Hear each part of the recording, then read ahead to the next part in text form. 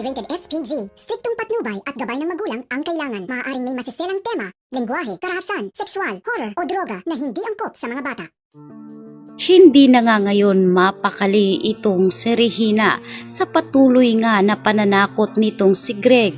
Samantalang magkakaroon na naman ng panibagong problema ang pamilya Torrecampo, lalong-lalo na si Thea at Edward, matapos ngang maisagawa ang napakahusay na operasyon nitong si Jasmine, ay siya naman ngayong tila nang hihina na itong si Ashley. Batid pa ng doktor na nagkaroon umano ng komplikasyon at infeksyon ang operasyon nga nitong si Ashley Torrecampo, kaya umano nagkakaroon nga siya ng seizure. Ganun pa man ay sinusubukan umano nila ang lahat para madugtungan pa ang buhay ni Ashley. Halos mapraning na itong si Thea kung ano ang kanyang mga dapat gawin at tila pinagsisisihan niya rin marahil ang pagpayag at pagbigay nga ng consent dito sa pamilya Torrecampo, lalong-lalo na kay March at Paulo na magsagawa at kumuha ng stem cell dito kay Ashley para maipasa kay Jasmine. Ngayon ay tila binabalikan na sila ng karma dahil sa nangyayari ngayon sa kanilang anak na si Ash. Bago pa man tuluyang may mangyaring masama kay Ashley, ay nagawa pa ngang puntahan ni Jasmine si Ash at dito nga humingi ng kapatawaran itong si Jasmine tungkol nga sa pagiging bitter nito sa kanya. Ganun pa man ay nagawa pa ring magbigay at mag-abot ng tulong ni Ashley sa kabila ng hindi magandang pagtatrato ni Jasmine sa kanya. Sa huli ay nagyakapan ang magkapatid at nagpapasalamat nga rin itong si March dahil sa kabutihang ginawa nitong si Ashley ay pinili pa rin itong tulungan ang kanyang kapatid.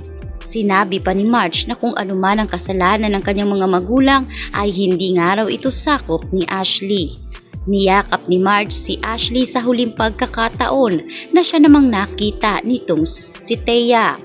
Matapos ito, ilang segundo lang ang nakalipas ay bigla na ngang kinumbulsyon itong si Ashley, kaya tarantang-taranta ngayon itong si Marge, maging itong si Thea ay bigla nga itong pumasok at nagtatanong kung ano ang nangyayari sa kanyang anak.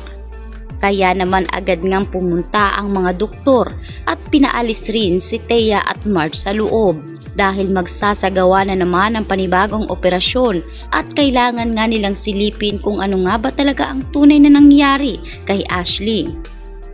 Dito galit na galit itong si Thea. Dito niya sinalubong ang kanyang asawang si Edward. Sinabi ni Thea na dapat umanong pagbayaran ni Marge ang nangyari kay Ashley ngayon. Hindi po pwede na si Marge at Paulo lamang ang merong kakayahang maging masaya.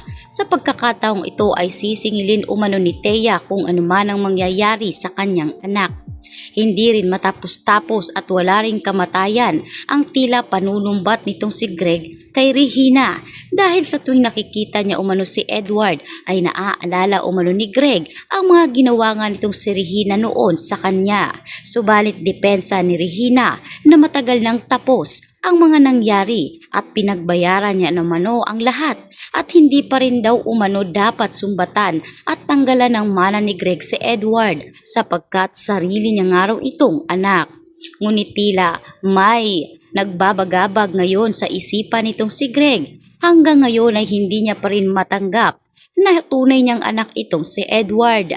Pinaniniwalaan kasi ni Greg na hindi niya kadugo itong si Edward, kung gaya't ngayon na lamang ang galit niya dito kay Edward mula noon hanggang ngayon at dumating na sa punto na tinanggalan niya na nga ng mana ang kanyang anak na hindi naman ito sinang-ayunan ni Regina. Wala nga raw ang karapatan si Greg na tanggalan ng mana si Edward lalo pa na sarili niya itong anak. Naniniwala si Regina na kay Greg umano ang naturang sanggol, maliban na lamang kung minampula nitong si Greg ang bata na nasa kanyang sinapupunan noon. Samantalang humihingi na ngayon ng tulong si Edward dito kay Aldrin dahil wala na nga ring perang kakapitan pa itong si Edward at nais nga ni Edward na sampahan ng kaso si Marge at Paulo dahil sa nangyari sa kanilang anak na si Ashley. Kaya naman dito na magigipit si Edward at kakapit siya sa patalim na kung saan wala rin siyang kaalam-alam na itong si Aldrin ay may masamang balak rin pala sa mga Torrecampo dahil ang ama nitong si Aldrin ay siya palang naging lalaki noon nitong si Regina. Nagkahiwalay nga itong si Regina at ang ama ni Aldrin dahil dito kay Greg.